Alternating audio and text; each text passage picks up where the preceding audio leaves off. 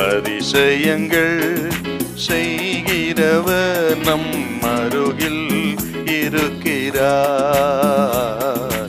அற்புதங்கள் செய்கிறவர் என்றும் நமக்குள் வசிக்கிறார். ஆதியாகமம் 35:1.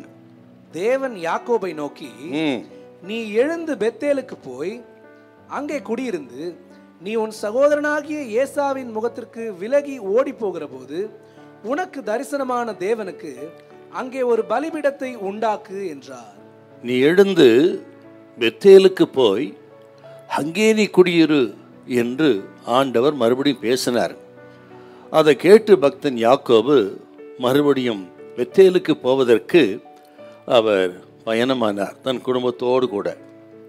அப்படி அவர் நடக்கும்போது அந்த விவரத்தை கொஞ்சம் பார்த்தீங்கன்னா 32ஆம் அதிகாரத்தில் ஒரு பெரிய மாற்றம் நடக்குது அவருக்கு.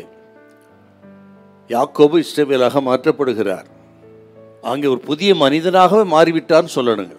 என்றால் இப்பொழுது அவருடைய வாழ்க்கை பார்த்தீங்கன்னா, ஒரு நடையை பார்த்தீங்கன்னா, புதிய இருதயம், புதிய மனிதன், புதிய பெயர், புதிய நடை. நொண்டி நொண்டி நடக்கிறார், நடையும் மாறி போச்சுப்பா. அது மட்டுமல்ல, ஆண்டவரோடு ஒரு புதிய உறவோடு கூட அவர் நடக்கிறார். இப்பொழுது யாக்கோபுக்கென்று ஒரு புதிய திட்டத்தை தேவன் வைத்திருந்தார். அந்த திட்டத்தை நோக்கி, அந்த லக்கை நோக்கி யாக்கோபு இப்போ நடக்க ஆரம்பிக்கிறார். அப்படி ஆண்டவர் சொன்ன வழியில் நடக்கும் பொழுது, ஆண்டவரோடு நடக்கும் பொழுது என்ன அவருக்கு உண்டாகுதுன்னா, ஒரு குற்ற உணர்வும் மனம் திரும்புதலும் உண்டாகுதுங்க.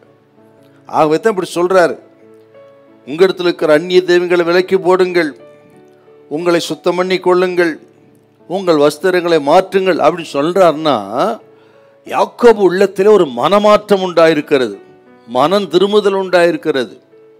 மட்டுமல்ல, ஒரு குற்ற உணர்வு தான் மனம் திரும்புதலுக்கு கொண்டு வந்திருக்கிறது. நம்ம சரியில்லை, சரி பண்ணிக்கணும் என்கிற உணர்வுக்குள்ளே யாக்கோபு வராரு.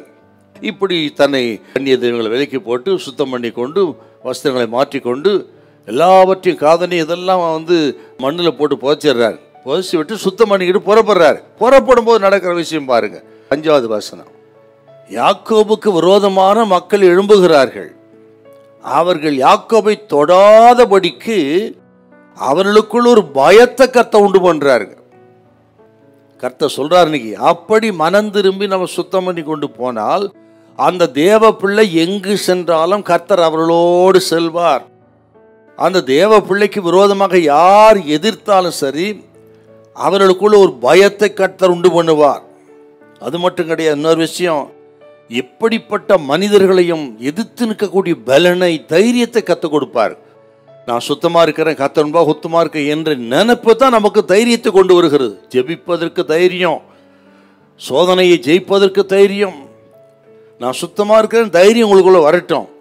கர்த்தர் உங்களுக்காக யுத்தம் பண்ணுவார், கர்த்தர் யாவற்றையும் செய்து முடிப்பார். ஹல்லேலூயா, ஹல்லேலூயா.